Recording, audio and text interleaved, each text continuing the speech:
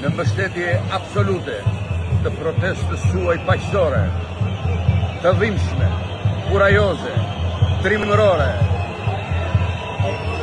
I gjeni do të thoshe, rini, thuja këngës më të bukur që di.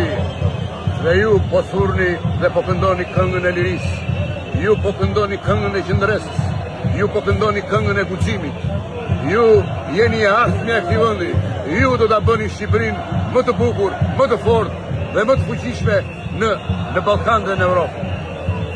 Për këtë ju përgëzoj dhe ju nderoj famas.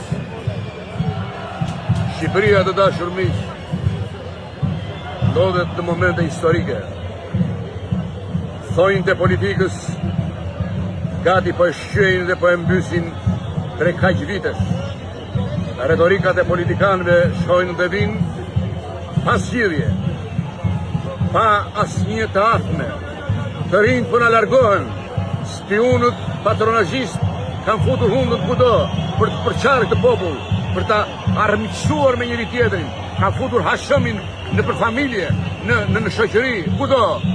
Jo, zotëri, ne jemi shqiptarë dhe duhet të dalim siç keni dalë juve në mbrojtje të atë dheu tonë.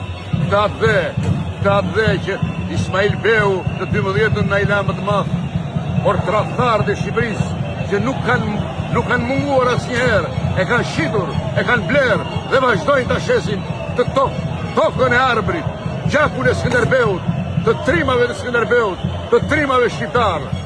Prandaj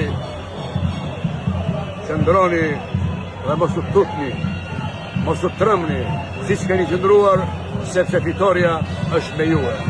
Ju përqafoj me shumë dashuri të gjithëve.